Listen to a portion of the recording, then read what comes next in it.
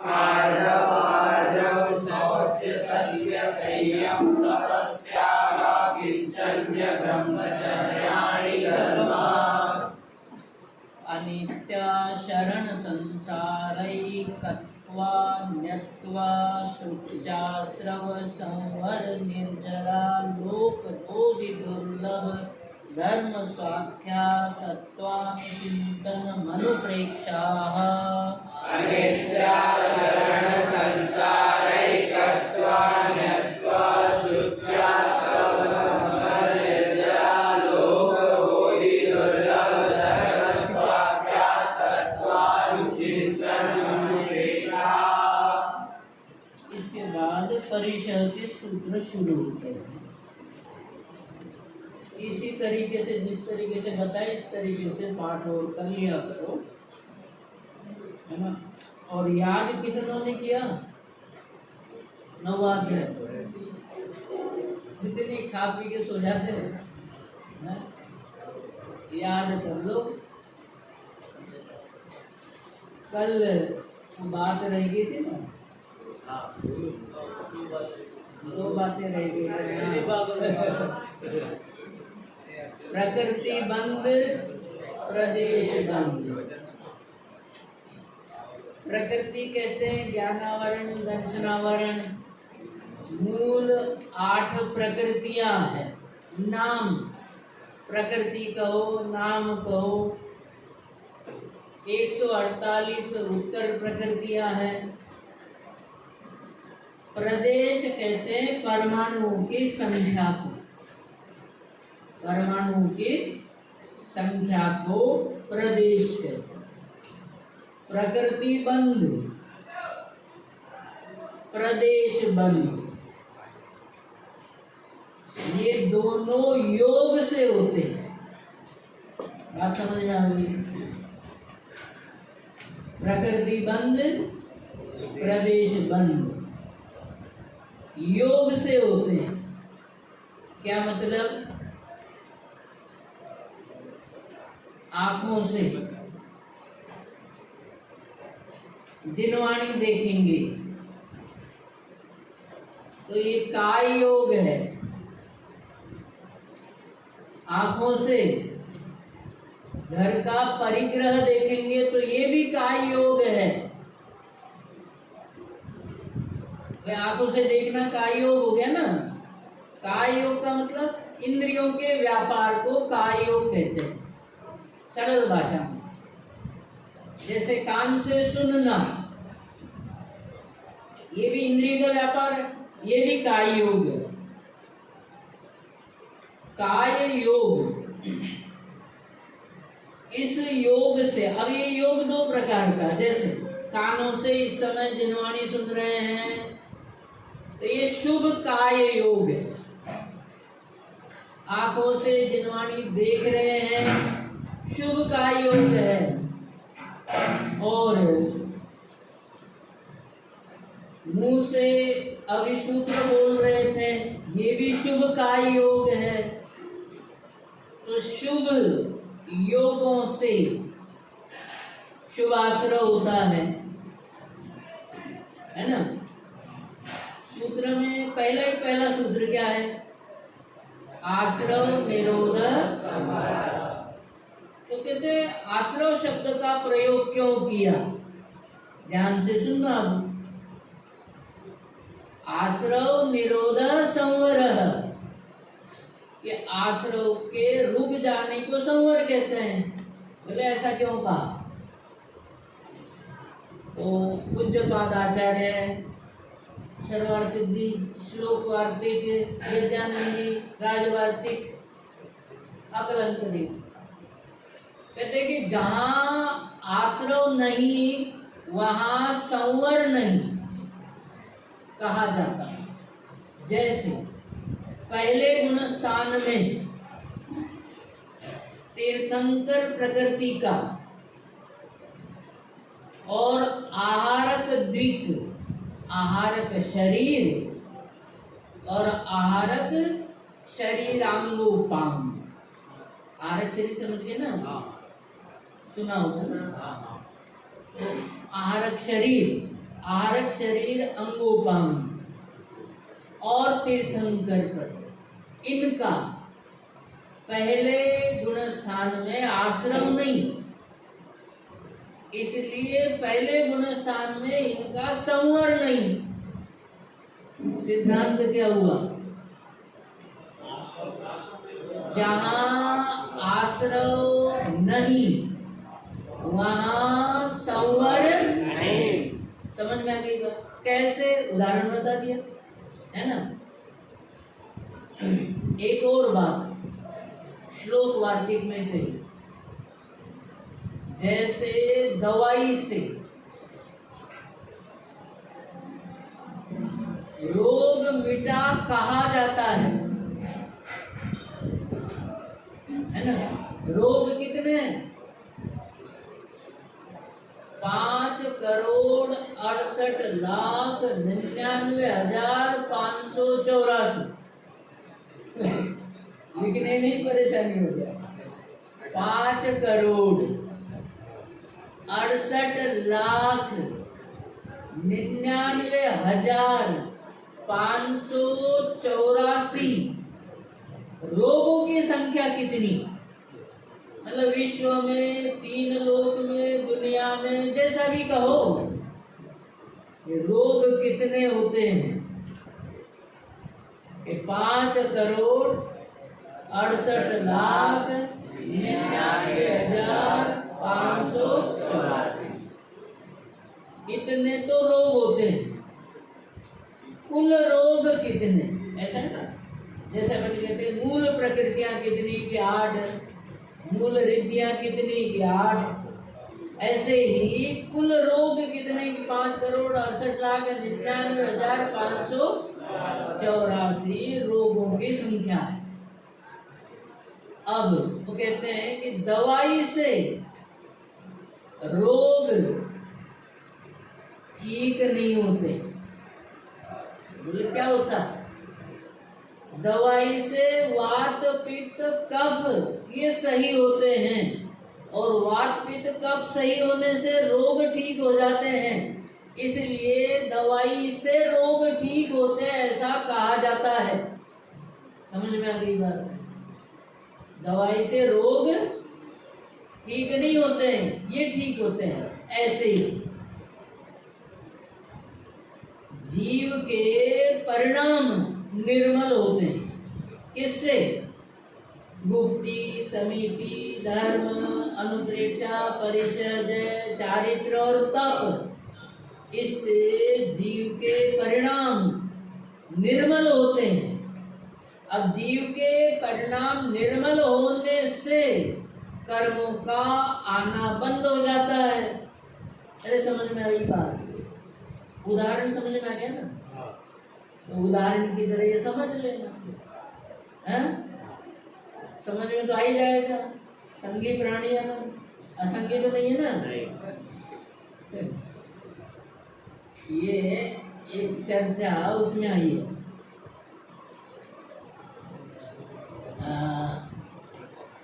पंचास्तिका है।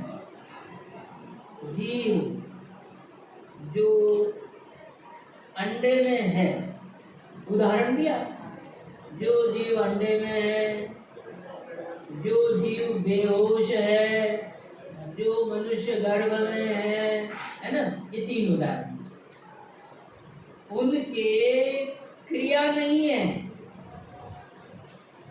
उनके क्रिया नहीं है तो भी वहां जीवत्व कहा जाता है। क्रिया नहीं होने पर भी इसी पर जोर दिया। ऐसे ही एकेंद्रिय जीवों के क्रिया नहीं होने पर भी क्या कहा जाता है? जीवत्व कहा जाता है। क्रिया होना जरूरी है क्या? एक बात आई इसी तत्वार सूत्र के 9वें अध्याय में।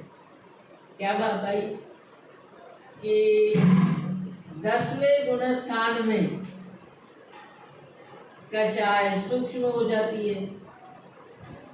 10वें गुण स्थान में कषाय सूक्ष्म हो जाती है ना। तो वहां उस अनिवृत्तिकरण गुणस्थान का ये अतिशय, गुणस्थान का भी अतिशय है। बात समझ में आ गई? दो तीन कारण बताए, उसमें से एक कारण मिथ्यात्व का भी अतिशय। देखो, जैसे अपथ्य का सेवन, समझ रहे हो आप लोग? अपथ्य का सेवन, खांसी हो रही हो तो खट्टा मत खाओ, है ना? खांसी नाम की बीमारी में खट्टा खाना ये अपथ्य है। फिर कहते दवाई कितनी भी ले लो, लेकिन अपथ्य का सेवन करोगे तो खांसी कम नहीं होगी। तो मिथ्यात्व का भी अतिशय देखो, देव मिले, गुरु मिले, शास्त्र मिले, लेकिन अंतरंग में वो मिथ्यात्व क्या काम करता है कि इनके मिलने पर भी धर्म प्रकट नहीं होने देता। अपना अपना चमत्कार है, नहीं है का समझ? तो प्रकृति बंध और प्रदेश बंध किससे होते हैं? तो जैसा योग वैसी प्रकृति। समझ में आ गई बात? प्रदेश तो कहते हैं परमाणु, प्रकृति बंध और प्रदेश बंध से कोई परेशानी नहीं होती, पदार्थों से परेशानी नहीं होती, जीव के विचारों से परेशानी होती है। तत्व के अभ्यास से जब जीव के परिणामों में बदलाव आता है, पदार्थों को देख करके प्रभावित नहीं होता। संवेग और वैराग्य में क्या अंतर है? किसमें? मूल गाथा नहीं बताऊंगा, और रोज समय उसी में चला जाता है, दो चार दिन ही रह जाते हैं। मैं अर्थ बता देता हूँ इसका। धर्म और धर्म के फल में रुचि को संवेग कहते हैं। तत्वार सूत्र में सूत्र है, जगत काय स्वभाव हुआ संवेग वैराग्यार्थम। क्या? जगत काय स्वभाव, संवेग वैराग्यार्थम। संवेग का मतलब धर्म और धर्म के फल में रुचि को संवेग कहते हैं। धर्म की रुचि होना, धर्म के फल में रुचि होना, इसको संवेग कहते हैं। और धर्म में जिसकी रुचि होती है उसको विषय भोगों से अरुचि होती है। विषय भोगों से क्या होती है? अरुचि होती है। उस अरुचि को वैराग्य कहते हैं। याद रह जाएगी बात। संवेग किसे कहते हैं? धर्म और धर्म के फल में रुचि हो। जब जीव को धर्म अच्छा लगता है तो विषय भोग, बात समझ में आ गई? अपने आप अच्छे नहीं लगते तो वो अच्छे नहीं लगना, वो तो वैराग्य है ना? 197 नंबर का श्लोक है समय सार में। उसमें ये बताया कि ज्ञानी की दो शक्तियां होती है। पूरा श्लोक नहीं, एक पंक्ति। सम्यक दृष्टेर भवति नियतम ज्ञान वैराग्य शक्ति। 197। इस सम्यक दृष्टि की दो शक्तियां, एक तो ज्ञान शक्ति, बात समझ में आई? ज्ञान शक्ति भटकने नहीं देती, है ना? और वैराग्य शक्ति अटकने नहीं देती। बाहर में, दोनों जगह बाहर में लगा लेना। ज्ञान शक्ति बाहर भटकने नहीं देती, जब अपने घर का रास्ता पता हो तो आदमी दूसरे रास्ते पर जाकर के क्यों भटकेगा? ज्ञान शक्ति भटकने नहीं देती और वैराग्य शक्ति भटकने नहीं देती, क्योंकि बाहर में रस पड़ा हो तो जीव बाहर में अटकता है, और बाहर से रस समाप्त हो जाए और धर्म में रस प्रकट हो जाए तो जीव बाहर अटकता नहीं, बाहर में जीव अटकता है। इसलिए क्या सम्यक दृष्टि की दो शक्तियां होती है, एक तो ज्ञान शक्ति और दूसरी यदि धर्मात्मा ज्ञानी बनना हो, शास्त्र ज्ञानी की बात नहीं, धर्मात्मा ज्ञानी बनना हो तो एक तो शास्त्रों का स्वाध्याय निरंतर, चिंतन मनन निरंतर करना चाहिए। बात समझ में आ गई? जीवन में विशुद्धि प्रकट करनी हो तो भी कल बताया था आपको कि 13 स्थान अनंत गुणी विशुद्धि के होते हैं, हेडिंग है ये। 13 स्थान अनंत गुणी विशुद्धि के होते हैं, चर्चा संग्रह में बताया। कितने? किसके? अनंत गुणी विशुद्धि। पहला स्थान है तीर्थ यात्रा। प्रकाश जी संघपति है हमारे औरंगाबाद के, पीछे बैठे हैं। अरे तुम पीछे मत तो ले जाएंगे, बता देना तुमको, यात्रा कराओ ले जाएंगे। कौन सा बताया? तीर्थ यात्रा। एक प्रश्न अंतिम सूत्र से पहले आएगा, है ना? कि सम्यक दृष्टि के अंतिम सूत्र है ना 47 नंबर का, संयम। अरे नहीं, उससे पहले पूरा, उससे भी पहले है 45 नंबर का सूत्र, सम्यक दृष्टि श्रावक वीरतानंद विवेचक दर्शन मोक्ष पहले सूत्र है। अब इसमें 10 व्यक्ति बताए, साधक बताए। कितने साधक बताए? 10। और ये बताया कि सभी साधकों की समान निर्जरा नहीं होती, सभी साधकों की समान निर्जरा नहीं होती। सम्यक दृष्टि के जो निर्जरा होती है, गुण श्रेणी शब्द छोड़ दिया, जो निर्जरा होती है उससे असंख्यात गुण श्रेणी निर्जरा किसकी होती है? अगले की होती है, श्रावक की होती है। किसकी होती है? श्रावक। श्रावक से असंख्यात गुण निर्जरा। अब यहाँ एक प्रश्न आएगा, आगे पढ़ लेना, जितना पढ़ा पाएंगे उतना देखना। तो यहाँ प्रश्न क्या हुआ? तो बोले आप कह रहे हो कि सम्यक दृष्टि के असंख्यात गुणी निर्जरा होती है। अरे ध्यान से सुनना, सूत्र देखना। प्रश्न ये हुआ कि सम्यक दृष्टि की असंख्यात गुण मतलब असंख्यात गुणी निर्जरा बताइए, किससे?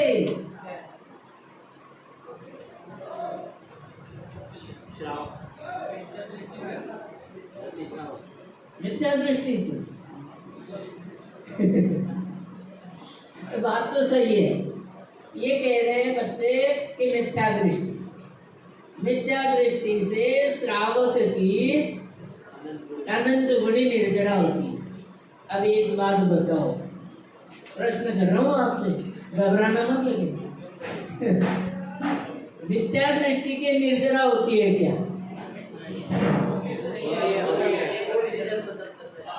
एक और सिद्धांत की बात बता देता हूँ। मिथ्यात्व गुण स्थान में संवर ही नहीं होता।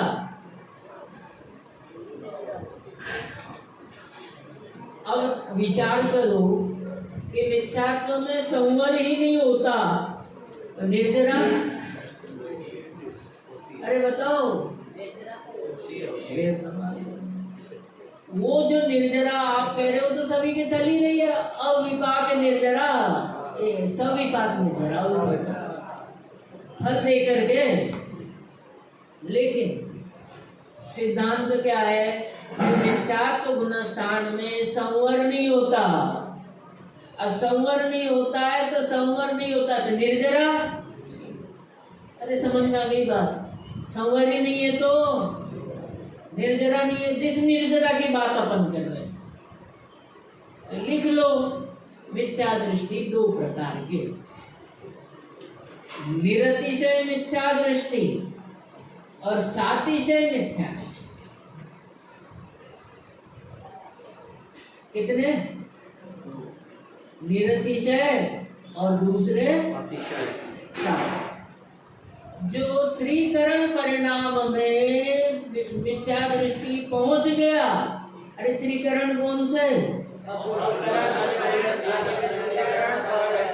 कितने स्थानों पर होते हैं?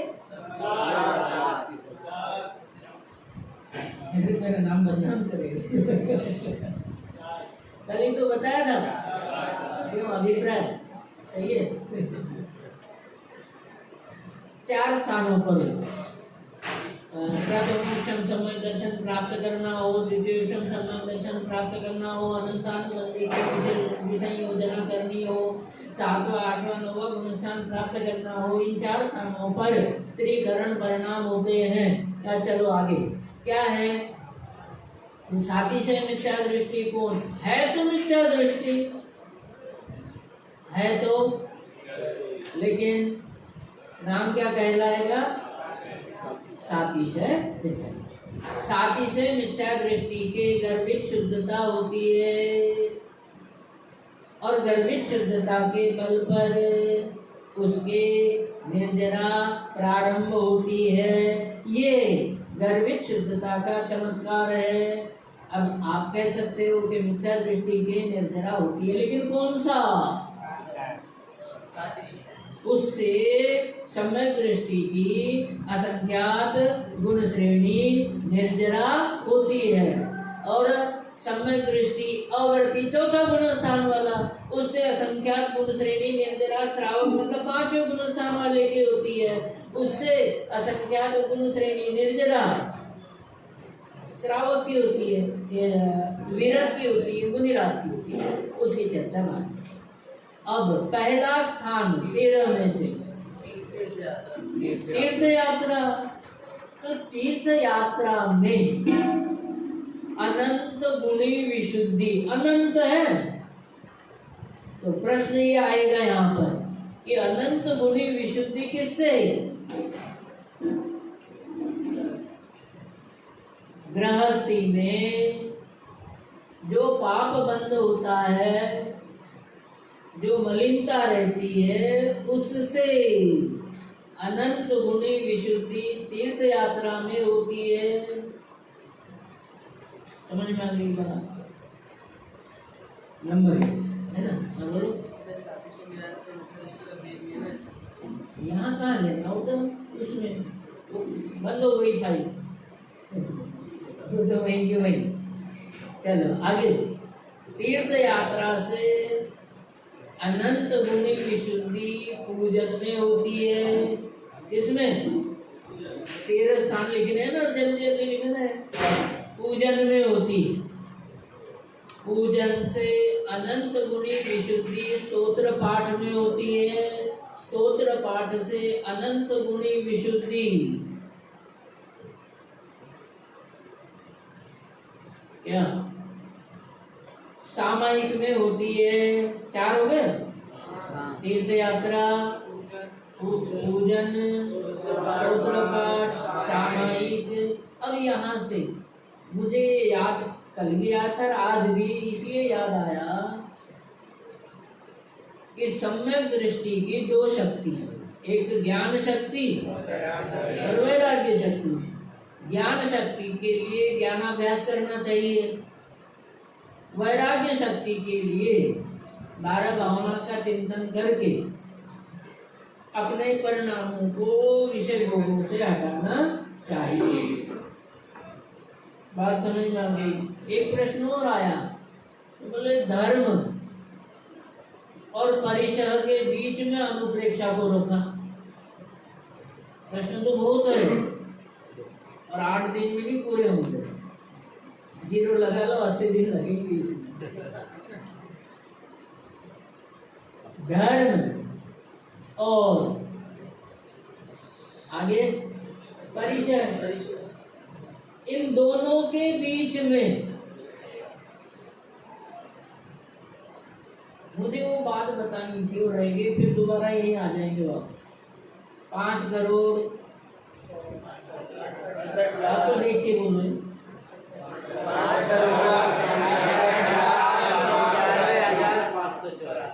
राउंड फिगर में बात है क्या अपने यहाँ? ये बात सिद्ध करती है कि केवल एक ही बात है, ये नहीं राउंड फिगर में क्या देते हैं है ना।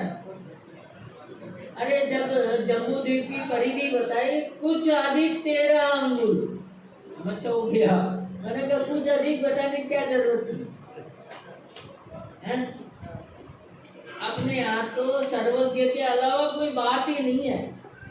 आंख मीच करके श्रद्धान करना चाहिए। तो ये जो रोग है, बात मुझे इसलिए याद आई थी 64 रिद्धियों में। अरे रिद्धि की किताब देखी है क्या नहीं आप लोगों ने? आपकी वाली? अरे मेरी वाली कहाँ वाली, आचार्यों की वाणी है तो क्या शब्दों को जोड़ा तोड़ा बात समझ लगी। उसमें रिद्धियों में एक घोर तप रिद्धि आती है, घोर तप रिद्धि, और एक आती है महाघोर तप रिद्धि। लगे हाथ 2 रिद्धियां भी समझा देता हूँ। लगे हाथ एक तो घोर तप रिद्धि और एक है महाघोर तप रिद्धि। अब 5,68,99,584 रोग है ना ये उत्कृष्ट पने नरकों में होते हैं। थोड़े बहुत नरक रोग हो जाए तो घबराना मत, साधना को छोड़ना मत। साधना आराधना रोगों में भी नहीं छोड़नी चाहिए। जो मुनिराज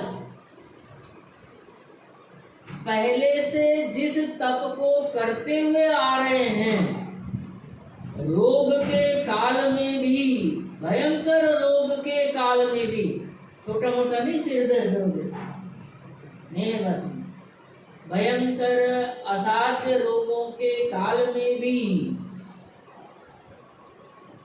बहुत सारी बातें याद आती है पढ़ाते पढ़ाते। असाध्य शब्द याद आ गया ना, समाधि मरण याद आ गया, लेकिन बताऊंगा नहीं। रोगों के काल में, असाध्य रोगों के काल में भी जो मुनिराज अपनी आराधना को, उपासना को, तप को नहीं छोड़ते, वो घोर तपस्वी कहलाते हैं। और असाध्य रोगों के काल में पहले से जो तप चले आ रहे हैं उसमें वृद्धि करते हैं। वृद्धि शब्द समझ, बढ़ाते, वो महाघोर तपस्वी कहलाते हैं। घोर तपस्वी और अंतर समझ में आता क्या?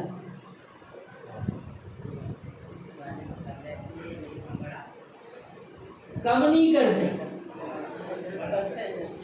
कम नहीं करना, करते रहना रोग के काल में घोर तक, और बढ़ाते रहना महाघोर, है ना। ये उसकी रोग की बात याद आ गई थी। ये रोग के कारण है। बात ये है, कितनी हो गई अपने? 4, है ना? तीर्थ यात्रा, पूजन, स्तोत्र पाठ और यहाँ से 7 स्थान स्वाध्याय के, ज्ञान के हैं, अभ्यास के। कौन से?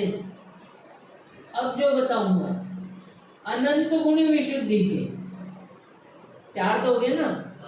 प्रथमान योग के स्वाध्याय में सामयिक से भी अनंत गुणी विशुद्धि है।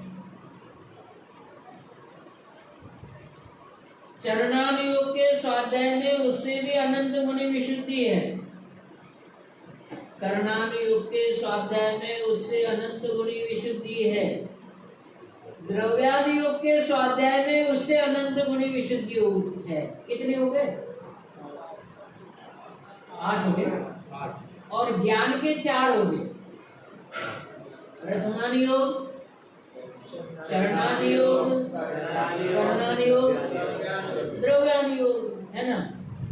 अब वो कहते हैं आगे, अरे पढ़ करके जिनवाणी को रख मत देना।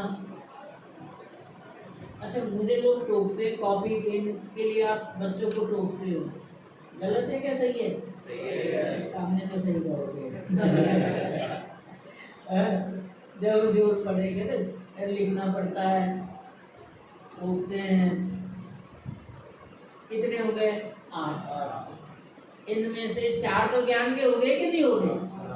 तो कहते पढ़ करके जिनवाणी रख मत देना, है ना? जो पढ़ा हुआ है उसको धारण करना। तो पढ़े हुए ज्ञान को धारण करने के प्रयत्न में अनंत गुणी विशुद्धि होती है।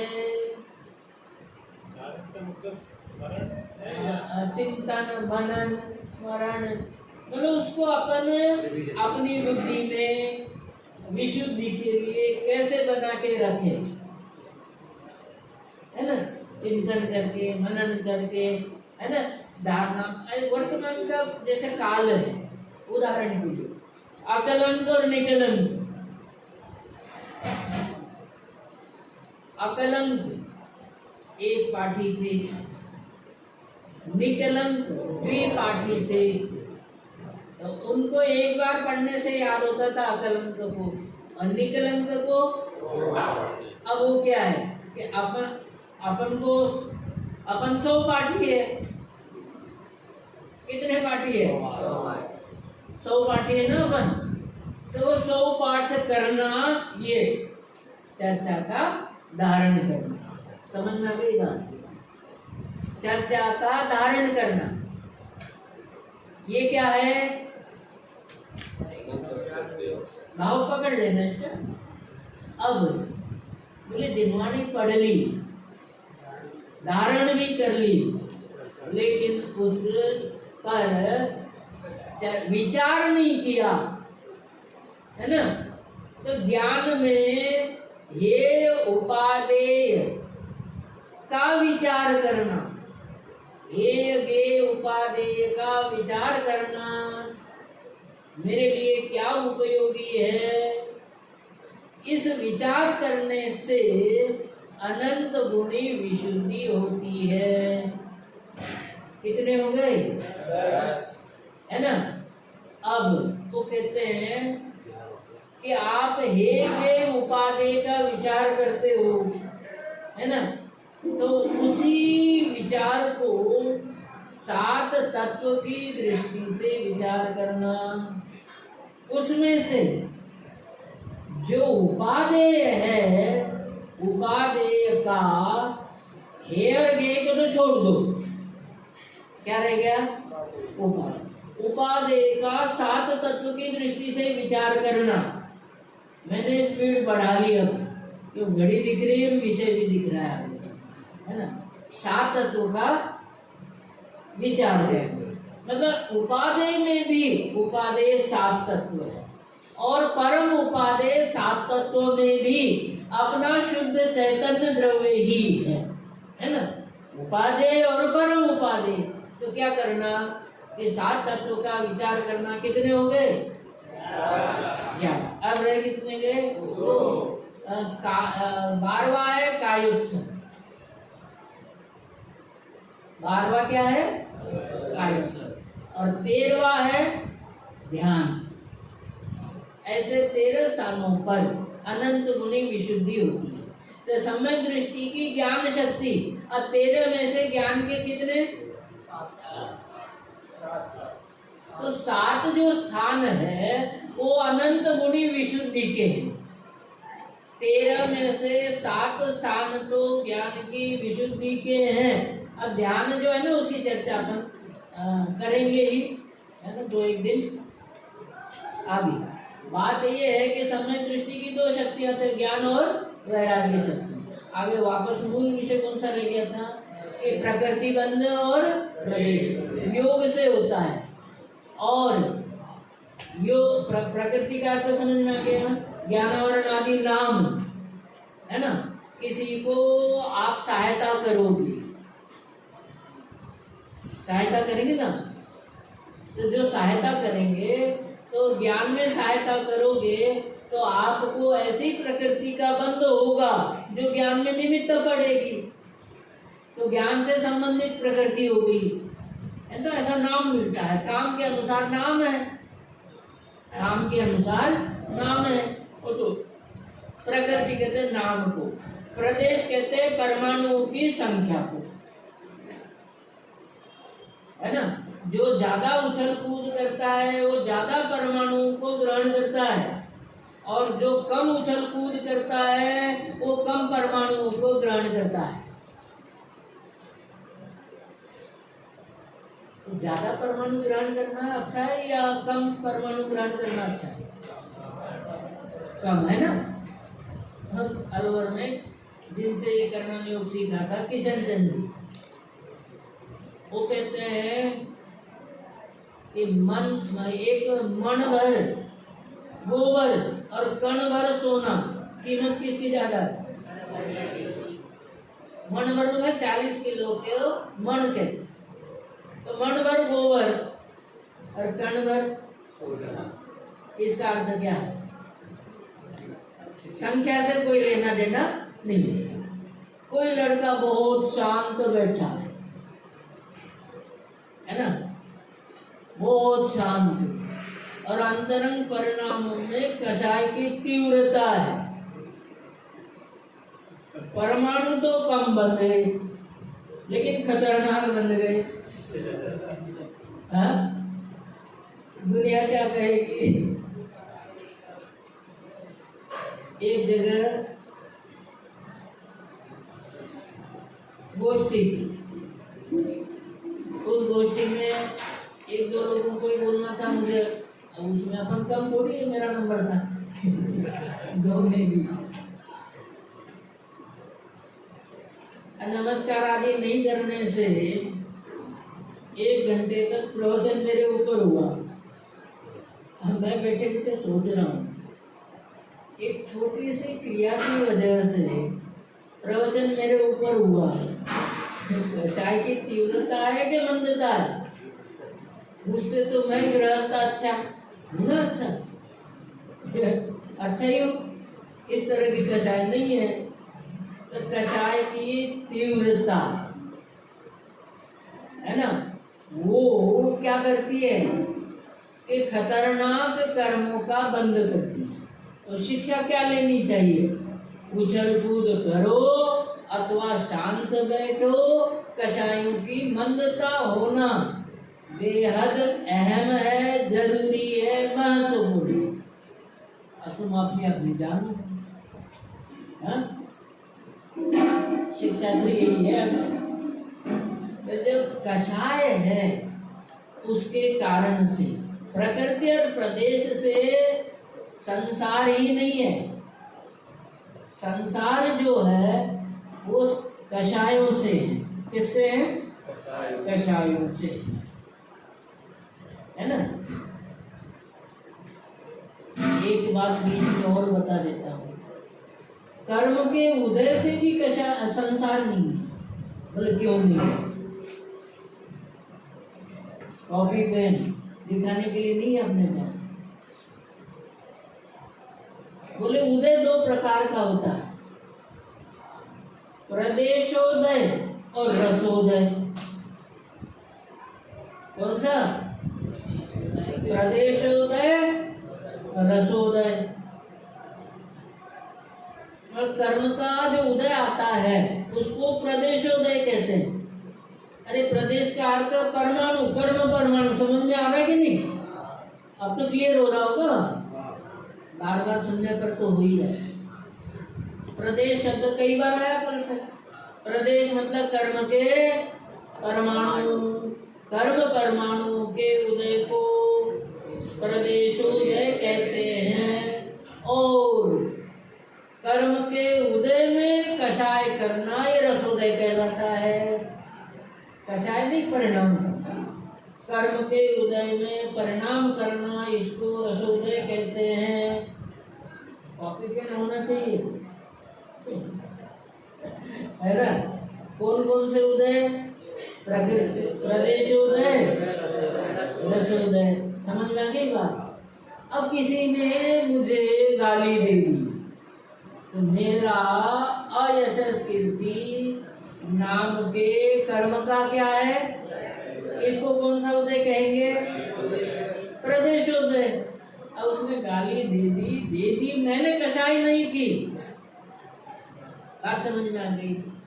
तो वो उदय मात्र प्रदेशोदय रह गया और मैंने कषाय कर ली तो समझ में आ गई बात?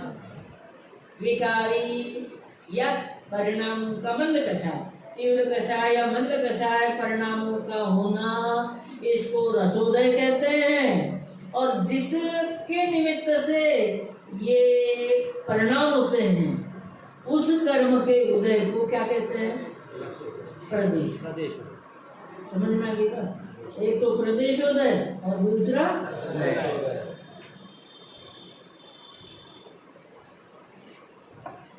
अच्छा। एक और बीच में बात से बात बहुत याद आती है, एक घड़ी रुकती नहीं।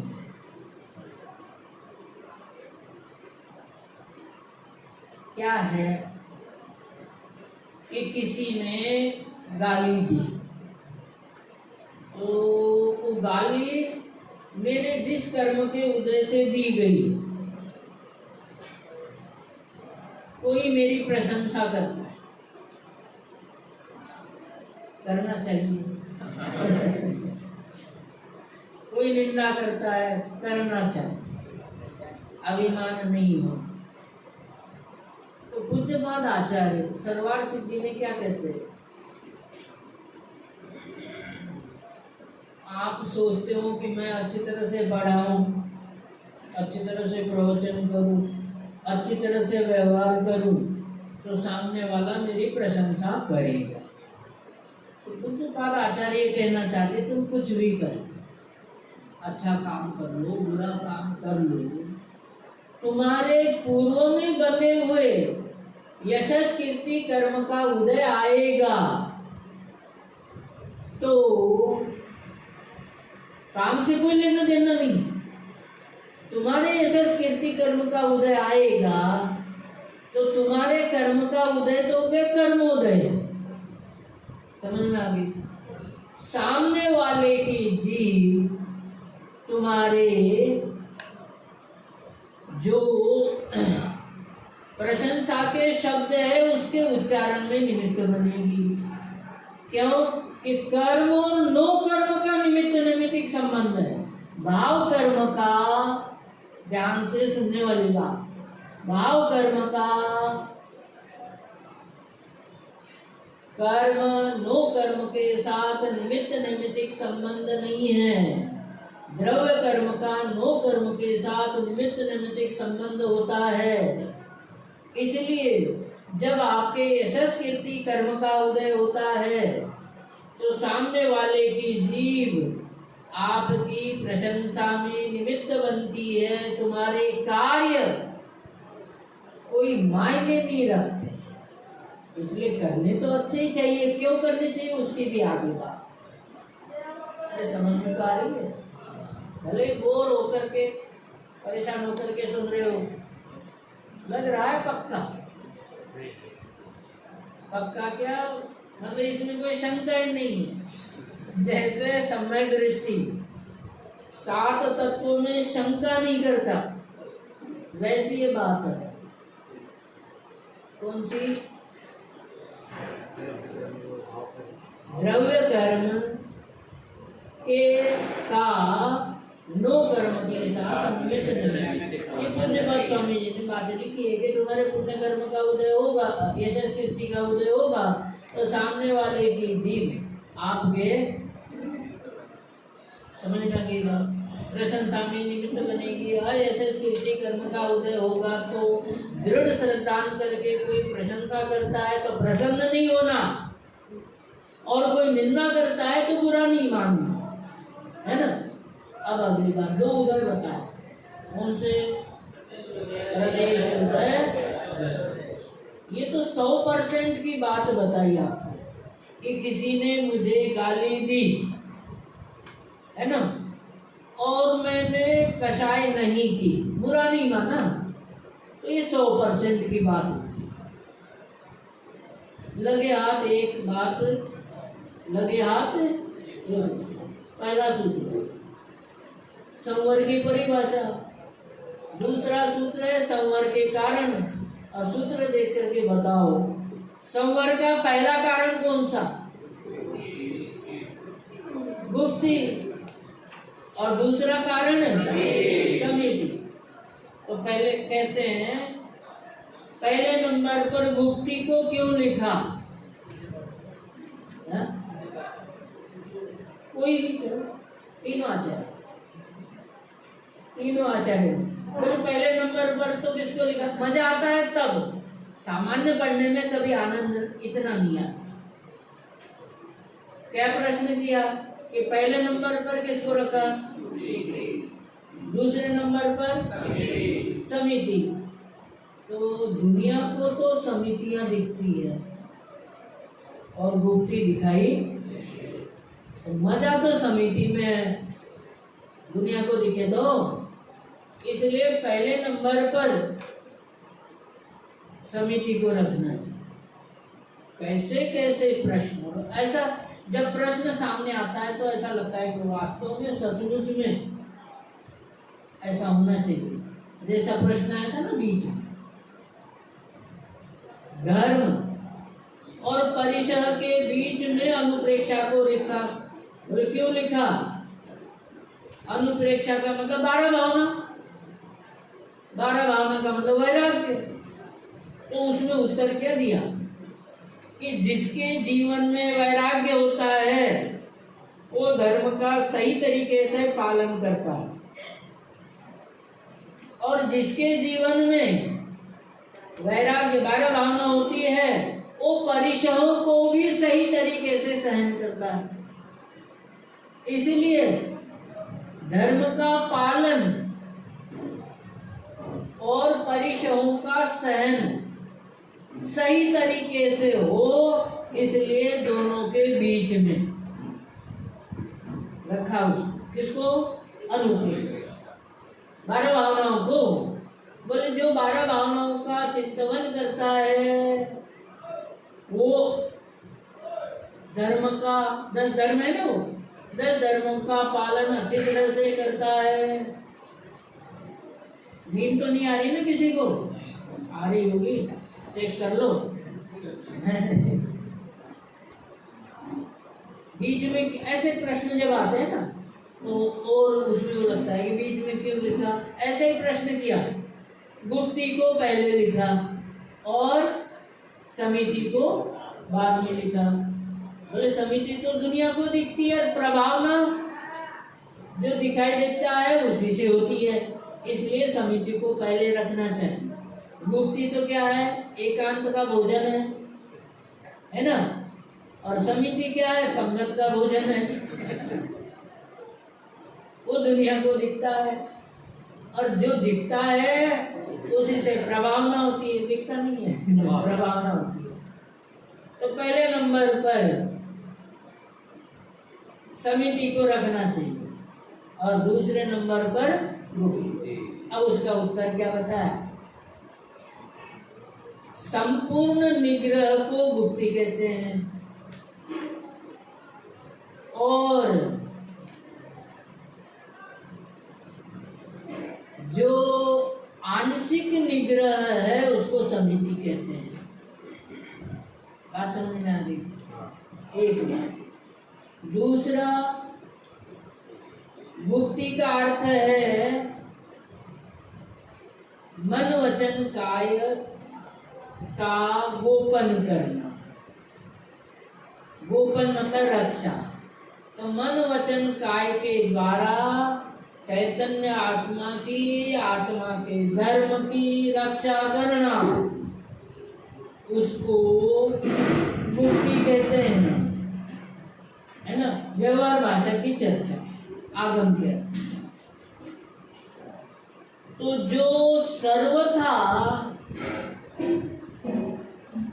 चलना फिरना बंद करता है, तो वो तो हो गई काय गुप्ति। चलना फिरना बंद करते ही दिया, तो कहते हैं चलना फिरना बंद करते हो, ये तो हो गई गुप्ति। सरल भाषा है। बोले चलना फिरना बंद नहीं हो सकता है, चलना ही पड़ता है, तो कहते देख करके चलो। नहीं है बात समझ में? चलना फिरना बंद नहीं हो सकता है तो कम से कम देख के तो चलो। घड़ी देख करके चलो, बिना घड़ी देख के भी चलो, हाँ? देख करके चलो। चलना फिरना बंद होना ये तो गुप्ति हो गई। और मतलब बड़ा धर्म तो गुप्ति। और जो चलना फिरना बंद नहीं कर सकते, अरे भोजन तो बंद नहीं हो सकता, अशक्यानुष्ठान, लेकिन शुद्ध सात्विक मर्यादित भोजन तो कर सकते हैं क्या? नहीं। तो उसको क्या कहते हैं? समझ में आ गई बात? इसलिए पहले नंबर पर क्या लिखा, दूसरे नंबर पर अब वही बात। यदि मुझे किसी ने गाली दी और मैंने कषाय नहीं की, ये आधी बात है। कषाय नहीं की ये तो गुप्ति की तरह पूरा मतलब धर्म प्रकट हो गया, लेकिन जरूरी तो नहीं है ना पूरी तरह से ही कषाय का अभाव कर पाऊं, है ना। तो कहते हैं कि कम कषाय हो गई, नहीं है मतलब कषाय कम हो गई। जो कषाय ज्यादा देर के लिए होती थी, उस कषाय की भी मैंने मर्यादा कर ली। मतलब पहले बहुत ज्यादा कषाय करता था, अब कषाय कम हो गया, है ना। और कषाय की जो इंटेंसिटी होती है, तीव्रता, उसको कम कर लेना है। तो ये कम करना क्या है? तो कहते हैं दो प्रकार की निर्जरा है, स्थिति और अनुभाग। निर्जरा कितने प्रकार की? दो, स्थिति और अनुभाग। अब स्थिति में भी दो प्रकार, संपूर्ण स्थिति और आंशिक स्थिति। बात समझ में आती? मतलब किसी ने गाली दी तो पहले जैसी कषाय करता था, आज वैसी कषाय नहीं करता हूं, तो ये अनुभाग प्रकार की निर्जरा। बात समझ में आ गई? पहले जितनी देर कषाय करता था, अब उतनी देर कषाय नहीं करता हूं, तो ये कौन सी निर्जरा हो जाएगी? अनुभाग निर्जरा। बहुत बातें होती। अब एक एक पढ़ते हैं, गुप्ति किसे कहते हैं, है ना। दूसरा सूत्र शुरू करते हैं हम, है ना। चौथा सूत्र, सम्यक योग निग्रहो गुप्ति।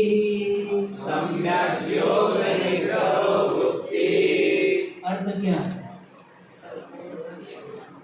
योगों का सम्यक प्रकार से निग्रह करना, उसे गुप्ति कहते हैं।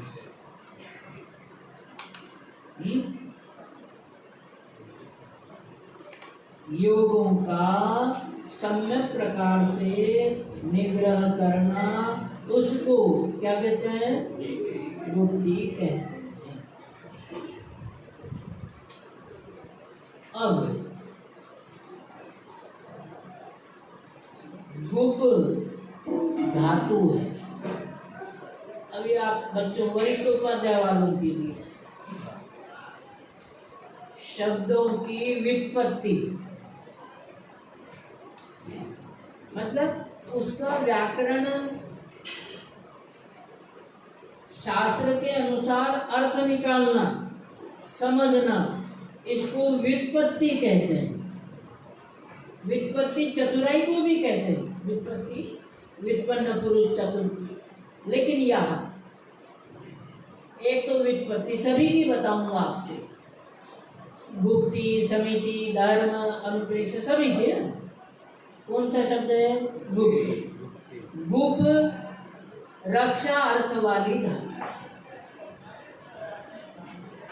गुप क्या है? रक्षा अर्थ वाली धातु। और क आधा ती और न कतीन अक्तीन प्रत्यय। क आधा है, उसमें त मिला हुआ है, छोटी रस्व एक की मात्रा, और न हलंत है, कतीन प्रत्यय। कतीन कहो, अक्तीन कहो। अब बोर्ड नहीं है ना अपने पास, हित न पुण्य लिखित आए नहीं कि हम बोर्ड नहीं लगे,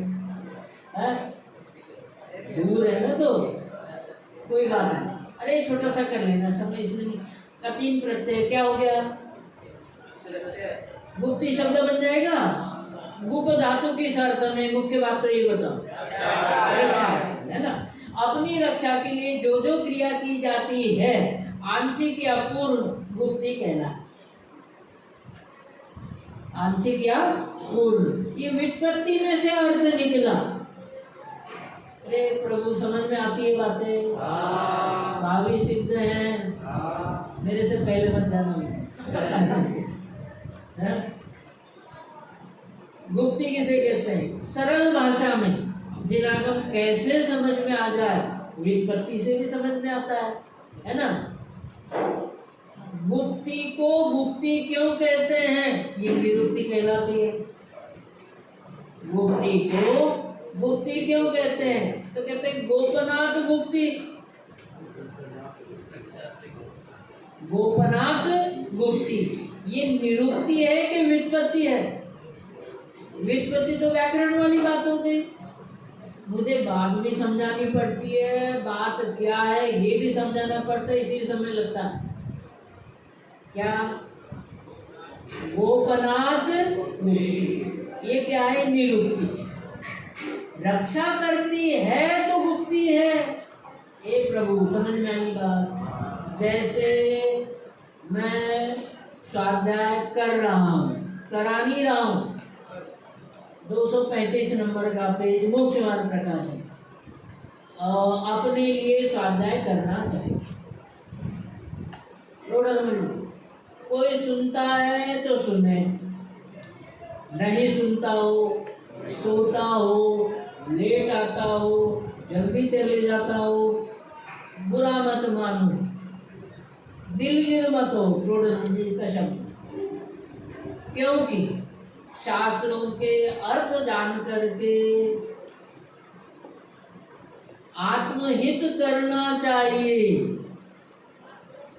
समझ में आ गई बात? इसमें गुप्ति कहाँ आ गई? सुनो, जिनवाणी पढ़ करके, सुन करके, सुना करके मैं कषाय की इच्छा करूं, मान की इच्छा करूं, धनाधिक की इच्छा करूं, लोगों से जय जिनेन्द्र आदि की अपेक्षा करूं, तो स्वाध्याय करके मैंने अपने आत्मा की रक्षा की या नहीं की? नहीं की तो गुप्ति है क्या? ये आंशिक की सही, मतलब जितनी कषाय की निवृत्ति उतनी गुप्ति, इस अर्थ। तो जो आत्मा की रक्षा करती है उसको क्या कहते हैं? गुप्ति कहते हैं। गोपनाथ गुप्ति, है ना। अब टोडरमल जी ने गुप्ती का मूल मर्म समझाया, वो आपको लिखना भी है ना, और लिखने से ज्यादा समझना है। और वास्तव में गुप्ती क्या है, टोडरमल जी ने गुप्ती समिति सबका मर्म खोला। गुप्ती किसे कहते हैं सुनो। पहली बात तो उन्होंने सिद्धांत की बताई। गुप्ती में प्रवृत्तिपना नहीं बनता।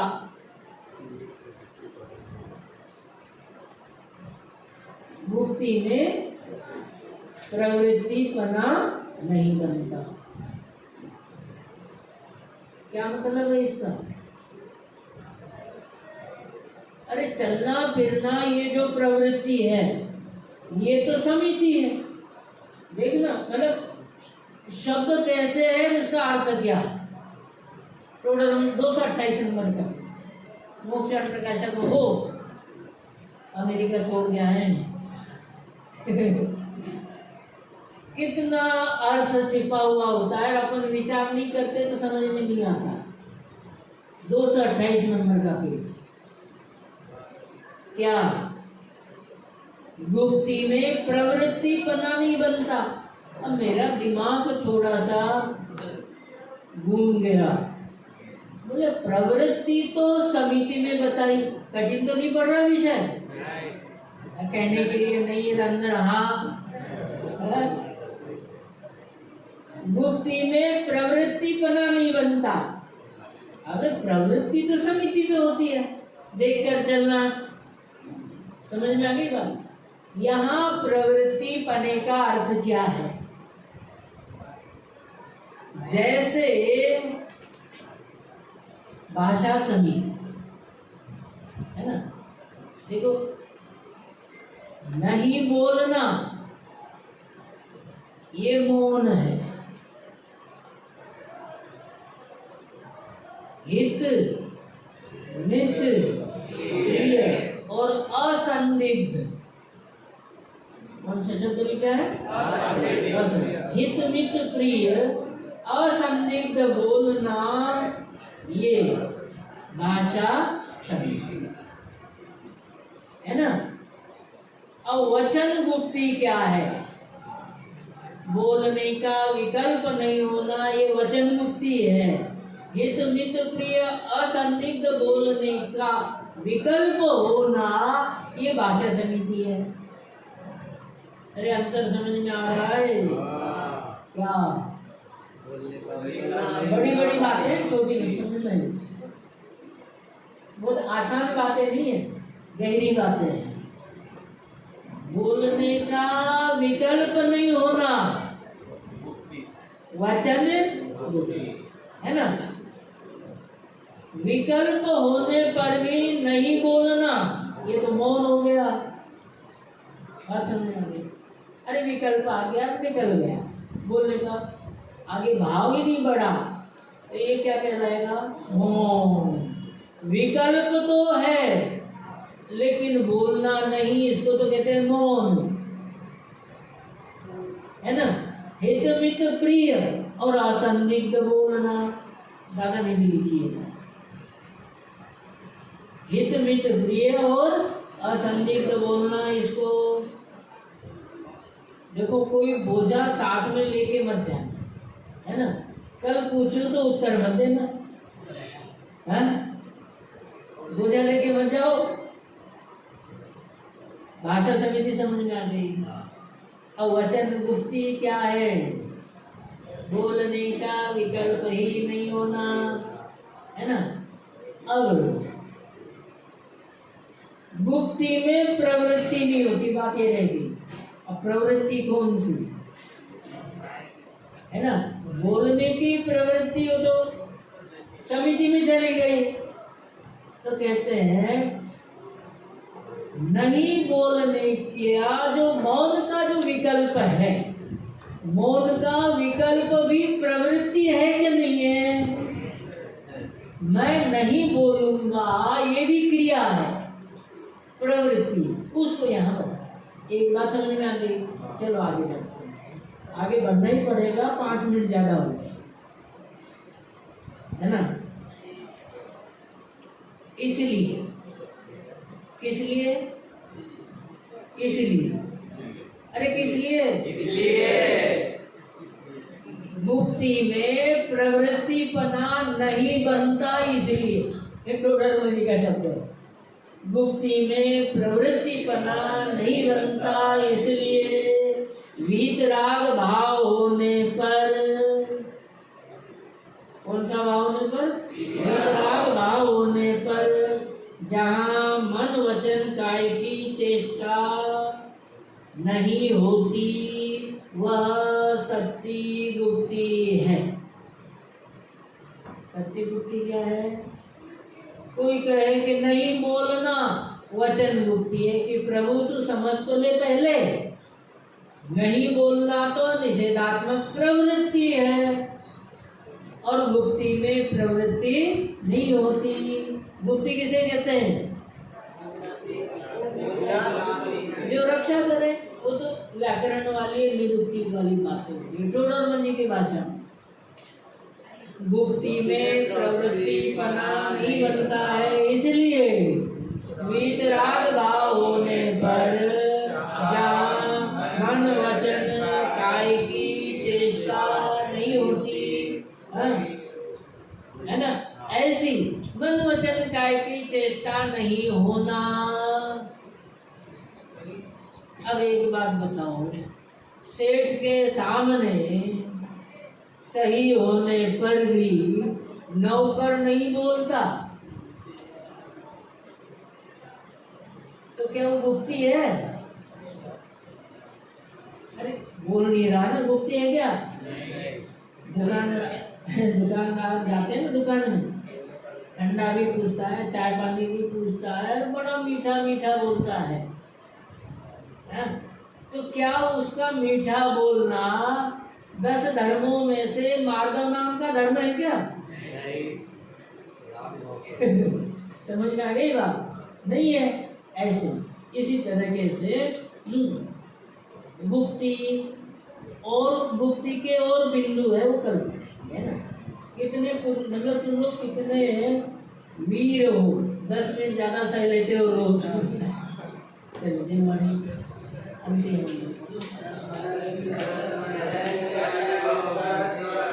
पश्यन्ति प्रत्यगात्मना